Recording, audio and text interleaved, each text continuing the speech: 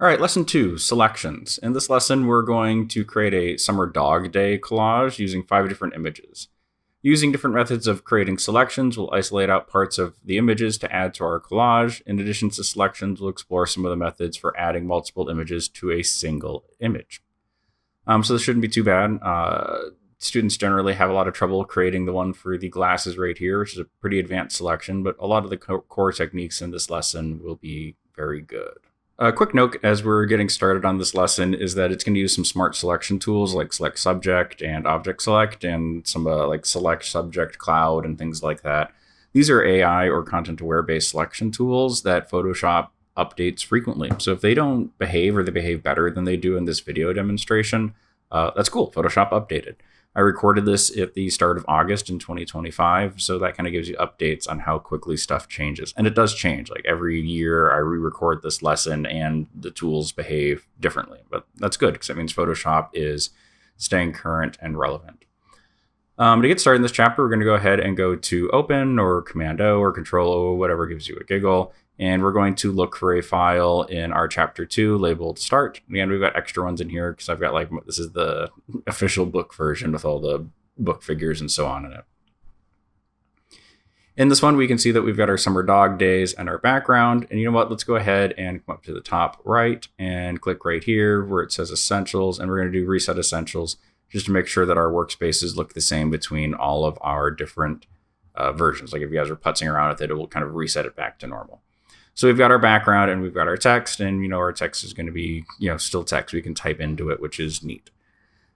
Now, as we're getting started on this, we want to add an outline to our text. So our ability to understand and read text kind of comes down to contrast. So in this case, we have this big text in front of this kind of harsh, kind of fake AI palm tree thing back here. And so to set it aside from it, we're going to add an outline to it. An outline is a really easy way to increase our legibility. Now, there's a bunch of ways to do it. We're going to do one that's selection-based for this chapter. And what we're going to do is we're going to select the text itself, but we're not going to drag over with the text tool. We're going to make a kind of selection like we did for the figure in chapter 1. And to do that, we're going to come over to the Layers panel, and we're going to hold down Alt or Option. And we are going to we're holding down Command or Control, and we're going to click on the big T right here. And we can see that gives me my marching ants. Now I am not clicking on the eyeball. I'm not clicking on the text. I'm not clicking on this empty space. I am Command or Control clicking on the big T to create this selection. Now I can modify or transform a selection by going up to Select, Modify, and then whatever version I want to do. There's also a free transform version of it under Transform Selection, but we want to go to Modify, and we're going to go to Expand. In Expand, we can tell how many pixels we want to expand by. In this case, we'll do 26, and we'll click OK. We can see that the selection now moves further outside of our text. And what we want to do is we want to fill in that area with a graduation. To fill that in with a graduation, I'm going to come over to my toolbar, and I'm going to come down to the little black to white box right here, and I will click, which is my graduation tool. This got a big update about 1.5 years, 2 years ago.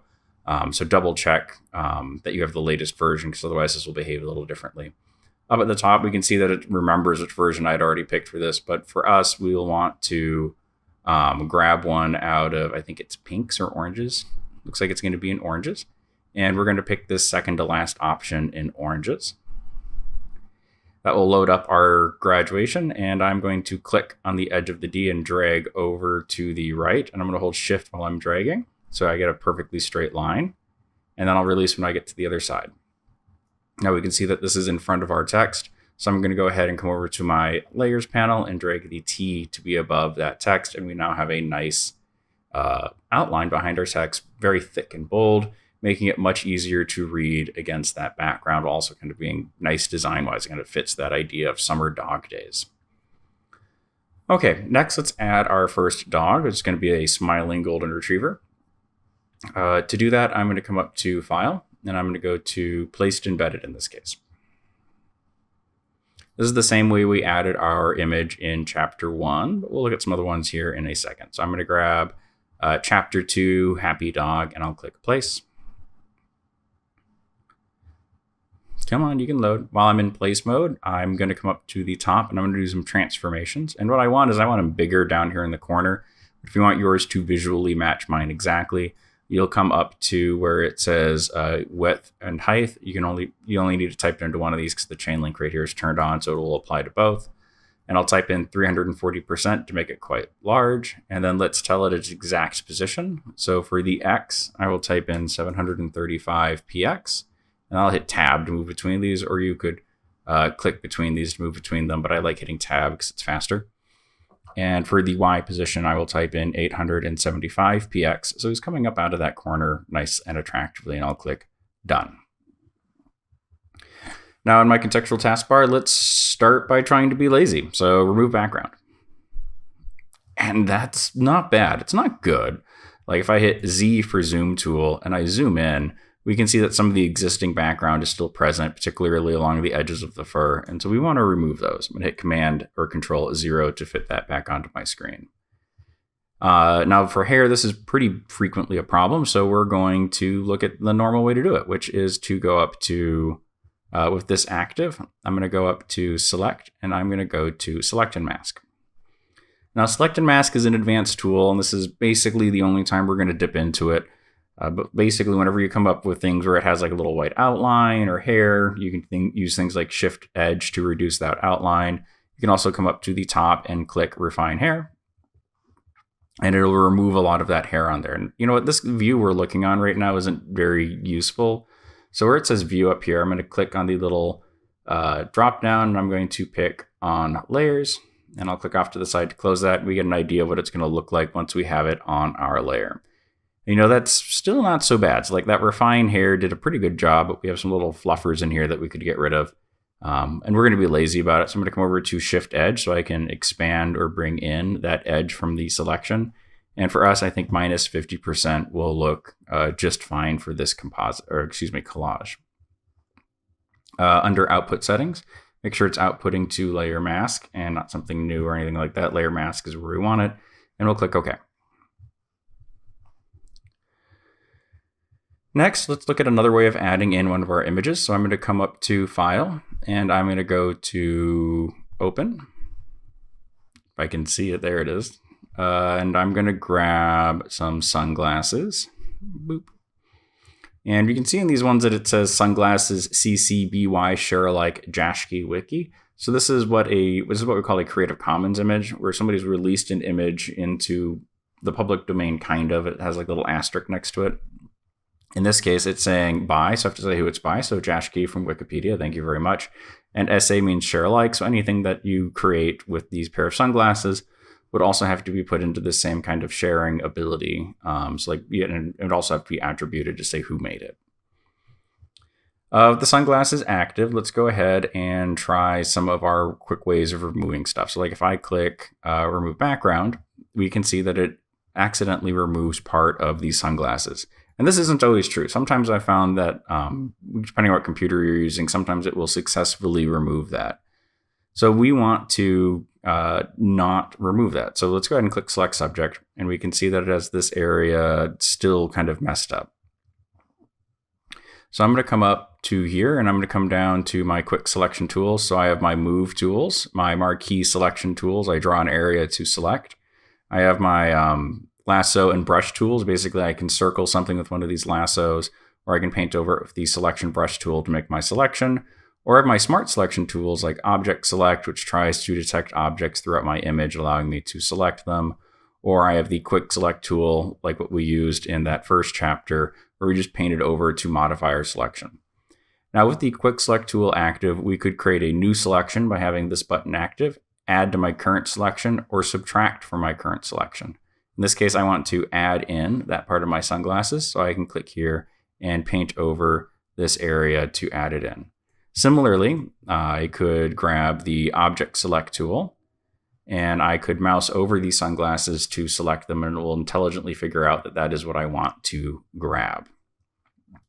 Either way works.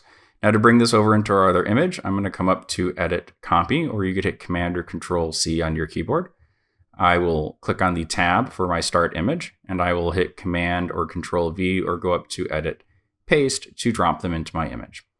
I then no longer need the sunglasses image, so I'm going to go ahead and close it by clicking the little X. If it asks me to save, I don't really care, so don't save. Object select is being a little obnoxious, so I'm going to go ahead and just switch back to the move tool, V for move tool, so I don't have to see all of those kind of highlights from it trying to figure out what I want to select. Now I want to adjust the placement and sizing of these glasses. So with the glasses active, I'm going to hit enter into something called free transform. So if I go up to edit and I go to free transform, or I hit Command T, I go into free transform mode, I get a little flipper button right here in my contextual taskbar, and I'll go ahead and flip that guy. If your contextual taskbar is missing, by the way, you can always bring it back by going to Window and Contextual Taskbar. You can also flip stuff by going up to Edit, Transform, and we have our flip horizontal and flip vertical right here. I'm going to bring them over the dog. I'm going to rotate them a little bit. Maybe I make them a little bit bigger. Yeah, that looks pretty rad right there. Maybe not quite that turned. And I will click Done to say that I'm happy with my placement. Now I want to blend these in with the scene a little bit. So like we still have a little bit of that white edging on here. So like we could go up into selection mask and bring that edge in. Boop. Why is it missing? Oh, because there's no mask. Yeah. So we could go in, make a mask and bring that in using select and mask, or we could, go in and manually erase it or whatever. Or an easier way, because it's white and our glasses here are black, I'll just go with this layer active. I'll click where it says normal, and I'm going to pick multiply. And we can see now that it hides that white edge. It kind of actually makes a nice little transition edge right there to match it with my scene, and the lenses become transparent. And now that I've seen them, I might actually move this down a little bit like so it fits the scene a little bit better. Where it says layer 1, I'm going to double click, and I'm going to go ahead and label this glasses. And that looks pretty good. We'll talk more about what we just did, by the way, where we had the layer active and we clicked where it said normal and picked multiply. These are called blending modes. We'll get more into that into a later lesson when we go through a bunch of the really useful ones of these for doing certain effects in Photoshop. All right, next we're going to do something fairly difficult, which is I want to tuck the part of the glasses behind the dog's head. So like this part right here, I want to tuck that in so I don't see this part. So like it feels a little bit more layered in correctly. Now to do this, we're going to start by reloading up our old selection. So remember for the text, we could hit Command T, we could Command or Control click on the T to make that selection. I can do that with layer masks as well. So if I hold down the Command key and I click on this little black and white cutout next to my dog in my layers panel, we can see it loads up that selection for the dog.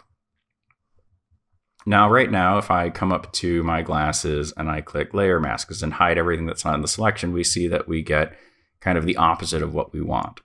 And if I invert that selection, and I can invert the selection by going to my contextual taskbar and clicking here, and I click the layer mask button, we can see that I get the opposite. Like I get this part correct, but now the front part is incorrect. So what I'm going to do, and I'll start this over, I have nothing selected right now. I hit Command D or go up to select, deselect, is we're going to load up the selection of the dog. We're going to invert the selection of the dog, and then we're going to modify that selection to bring back this part of the sunglasses. So step 1, Command or Control click on the layer mask for the dog image. Boop. Step 2, in the contextual taskbar, hit invert selection. Similarly, you could go up to select inverse, or you could hit Command or Control Shift I on your keyboard. Next, I'm going to make the glasses layer active because this is where I'm going to put on my sunglasses. I'm going to put on the layer on the layer mask on the sunglasses. And now I want to modify this selection to bring back the glasses. So I'm going to zoom in a little bit because you should always work zoomed in. So I'm holding down Z for zoom, and I'm just clicking or dragging to the right. I'm going to adjust my visual position by holding down the space bar and clicking with the hand tool to move it. And I want to bring back in this area. To do that, I'm going to go up to my toolbar and go 1, 2, 3 down. I'm going to click and hold, and I'm going to grab the lasso tool. With the lasso tool active, I'm going to say I want to add to my current selection. So right now it's a new selection. I'll pick this second option in my tool option bar, add. Looks like 2 white boxes overlapping. And I'm just going to really quickly just loop in the sunglasses, like super lazy, lazy, lazy, lazy, lazy, lazy, lazy, lazy, lazy. Right here, I'm going to be a little bit more careful. That looks good. And then don't get in that little section right there, and lazy again. So your selection should look something like this. Make sure your glasses layer is active, and go ahead and hit the layer mask button in the contextual taskbar or the layers panel to add a layer mask, and we can see that that hides my sunglasses behind the dog's head, creating a very nice 3D realistic effect to this quick collage. An easy way to think about collage and composite, by the way, is composite is like realistically adding something to the image, and collage is like making it look like you cut it out of a magazine and pasted it together. All right, let's look at another way of adding something to our image. So we're going to add a tennis ball about here, and to do that, we'll go to File, and we're going to go to Open. We're going to navigate to where the tennis ball is. Boop. And we'll click Open. And this tennis ball doesn't look very good because it's an AI image tennis ball, so we have some stuff to clean up on it. First, let's zoom in on it. Hold down the Z on your keyboard and click to the right to zoom in. Spacebar to bring it nice and center. We can see that we've got a bunch of extra fluff right here, and it isn't quite a circle. So what we're going to do is we're going to make a marquee selection of a circle to cut out the edge of this tennis ball, getting rid of that extra fluff and making it a real circle. So I'm going to come up to my toolbar, and I'm going to go 1, 2 down. I'm going to click and hold, and I'm going to grab the elliptical marquee tool. How the elliptical marquee tool works is you draw an ellipse. It's like a little circle or oval or whatever. Now, when I'm using this tool, or a lot of other tools like the shape tool and things like that, I can change how I am drawing it by holding down certain hotkeys. So if I hold down the Alt Option key, I draw from the center rather than from the top right. See? Woo! And if I hold down Shift while doing this, I draw a perfect circle or a perfect square or whatever ellipse tool you happen to be using. Oh, I'm doing it off to the side so it doesn't like it. So what we're going to do is we're going to mouse over about the center of the tennis ball. And I'm going to hold down the left mouse key. I'm going to hold down the Alt Option key now, and I'm going to hold down the Shift key now. And I'm going to start drawing a perfect circle. And we can see that I'm off a little bit. So right now I'm holding down left mouse, Alt and Shift. I'm going to also now hold down Spacebar. That allows me to move my selection. And that looks pretty centered now. So I'm going to release the Spacebar. I think it's a little big. So still holding down left mouse key and Alt and Shift. I'm going to bring it in a little bit. I like the way that selection looks. So I'm going to release my left mouse key, and then I'm going to release my keyboard. Now, this might take you a couple times to get right. It's not the easiest thing in the world to do, but holding down all those hotkeys will get us on there. And the key thing right here is like if I start holding down Shift and I start drawing again, I'm going to add to my selection, so be a little careful. Same thing if I hold down Alt and then start dragging, I'll add to my selection, versus if I start dragging with my left mouse key and then I hold down Alt and Shift, I will get that circle on there rather than modifying my current selection, because Alt actually switches you to minus and Shift actually switches you to add to selection. Let's go ahead and click Layer Mask to hide our background. Boop. And I'm going to hit Command 0 just to fit this on my screen. Now I want to bring this over to my other image. So an easy way to do that will be to go to Window, and I'm going to go to Arrange, and I'm going to do 2 up vertical. And this means I now have both images visible on my screen. I can tell which one is active for in terms of tool use by this one being white and this one being gray, meaning the tennis ball is the one that is active. I'm going to come over to my layers panel, and where it says layer 0, I'm going to click and drag. I'm going to drag that over the summer dog day image and release, adding it to that image with the layer mask intact. So this is a little bit different than copying and pasting because we kept our layer mask. For the tennis ball image, I'm going to go ahead and close it, asking me to save. I don't want to save it, so I can just click there. V for move tool, or first tool up here in the top right, top left, and I'm going to drag it over here for now, and I might change the position in a second. Where it says layer 1, I'm going to go ahead and label this tennis ball. To add in this next image, we're going to make Finder or File Explorer active. In my case, it is going to be Finder because I'm on an Apple computer. So I'll come down to Finder, and I'll navigate to wherever my folder is. In my case, I have it already open, and I'm going to look for my second dog image, chapter 2, dumb face, and I can simply click and drag it over my image to add it to it. Quick and easy. Let's modify this image's appearance to match kind of our sizing that we've been kind of going with so far. So we are going to, in the control panel up in the tool option bar up here, we're going to set the width or height to 240. We're going to set the X position to 985, and we're going to set the Y position to 970. So our dog is coming out of the bottom corner of the image. When I'm happy with that placement, I'll go ahead and click done, or double click, or click the check mark, whatever gives you a giggle, it all does the same thing. Let's remove the background from our image. So I'm going to make the quick select tool active. So 1, 2, 3, 4 tools down, click and hold quick select. From my tool option bar or my contextual task panel down here, I'm going to click select subject, which tries to select the subject of my image. And we can see, just like in that first lesson, it missed part of the image, but it also added something to our selection that we don't really want. So we need to bring back the ear, and we need to remove this little piece of dog stuff down here. I'm going to zoom in because stuff is always easier when you're zoomed in. So hold down the Z key and click and drag to zoom in, space bar to change my position.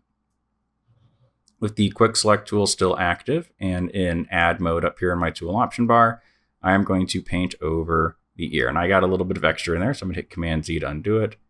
And my mouse might look a little different than yours because I have the caps lock key held down to avoid the circle. And my circle, of course, looks huge because I've made my mouse zoomed in and huge, so it's easier for you guys to track.